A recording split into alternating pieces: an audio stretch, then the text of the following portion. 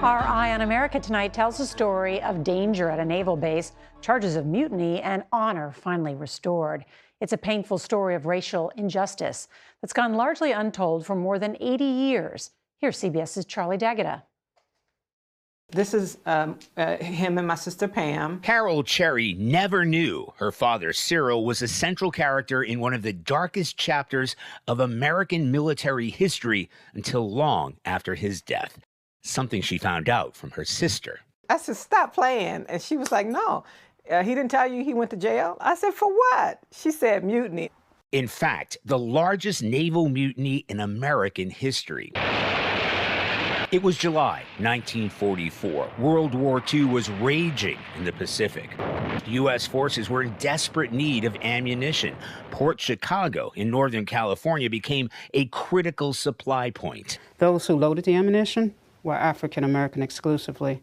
The Navy was segregated, and naval historian Dr. Regina Akers says black sailors got the toughest, most dangerous assignments. Not that they didn't want to do their jobs. This is so important. Why are only African Americans loading ammunition? They repeatedly warned their white officers that safety conditions were lax. The safety concerns were raised, internally and externally, but they weren't addressed. And then this happened. There were 2 explosions. The entire loading area was completely decimated. 320 people were killed, mostly African Americans. 390 more injured. The worst stateside disaster in World War II. The white sailors were granted leave off. The black sailors were ordered back to work, loading ammunition at another port. 258 sailors refused, but after threats, most complied. But 50 men stood their ground. They became known as the Port Chicago 50. They were charged and convicted of mutiny in a mass summary court-martial, sentenced to hard labor, including Carol Cherry's father, Cyril Shepard, sentenced to prison for almost 2 years at the age of 20. He didn't have a blemish on his record until this happened.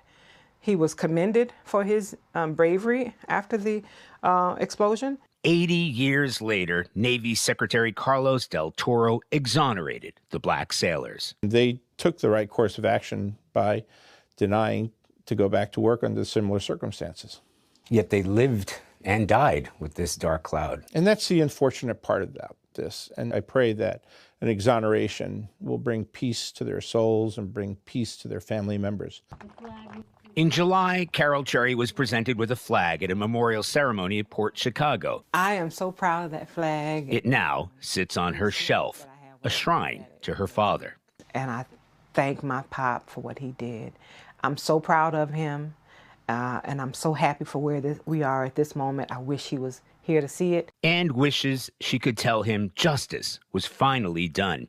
And the Navy now says her pop was a hero.